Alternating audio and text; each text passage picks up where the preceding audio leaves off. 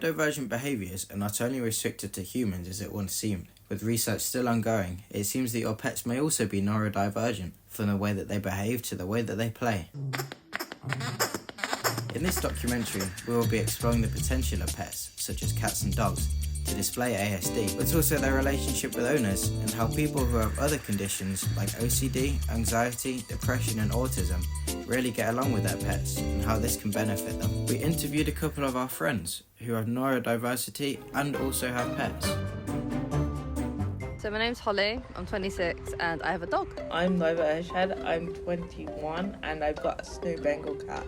Do you see any traits in your pet that you also see in yourself? So we both have like really excitable moments. We feed off each other's energy. He's a massive playtime dog. He just makes me feel not alone. He's like very scheduled, he does stuff in order and he's got habits that throughout the day, like he does the same things every single day. He wakes up, he does his own stuff and then he comes to pets at a certain time and then, it's all structured in chronological order. She doesn't like any change, so if you move her crate around, if I'm cleaning or any major changes to her routine, then she gets quite stressed out. She likes things just to be the same.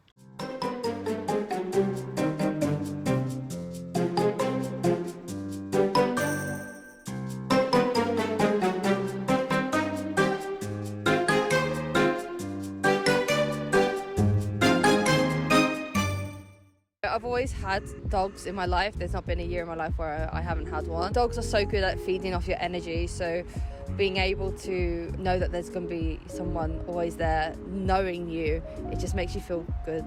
How does having a pet help you in any way? Just somebody to be with. He's not a person, but he's still a company, even if he can't speak back. He could understand emotions. Now, whether cats can have autism or not is still debatable, as there is no scientific evidence to support this existence. However, they do show behaviours very similar to those in humans, like hypersensitivity to touch or noise and having difficulty adapting. It's important to know that these behaviours can also be due to different causes, like pain or self-soothing. Repetitive behaviours like grooming, pacing or tail chasing are not exclusive to cats, as dogs and other pets also exhibit repetitive behaviours of their own. Cats who exhibit these behaviours a lot may be in need of a little TLC. So here are some things you can do to take care for your beloved pet. Create a comfortable environment. Keep to a routine and stay consistent. Keep an eye on sensory stimuli for your pet, like smells and lights. If you think that pasta has too much garlic, imagine what your cat thinks. And play with them. This provides mental stimulation. Yellow Bus ABA, an autism therapy service, has an informational article on the matter. It talks about cats' methods of communication. Their ears, tails and body posture provide insights into how your cat is feeling or their intentions. Cats have scent glands in their paws, face and tail. So when your cat is rubbing around your legs, they're either hungry or just letting you know that they're there. I really miss my cat, and he was the kind of character who would kind of be really solitary, but then he'd want a hug and he'd stop at nothing. Yeah, I think that would help people who also don't like loads of contact, but would benefit from sometimes.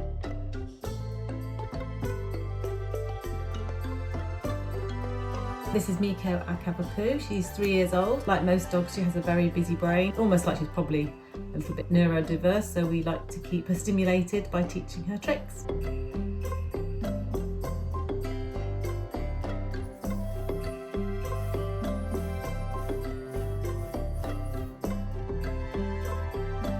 I think the cats are really helpful for anybody who may be suffering from sensory overload or feeling generally just overwhelmed, because they're very calm and relaxing, and listening to their purr is very relaxing, and they're really soft to touch, and it just feels nice to be around them. Personally, for the cats, I think the autistic traits in them is that, particularly with Percy, he does not like to be touched too much. If you touch him for too long, then he really lets you know about it. He might give you a little swipe on the face or turns away from you, just requesting you to stop touching him because it just all gets a bit too much.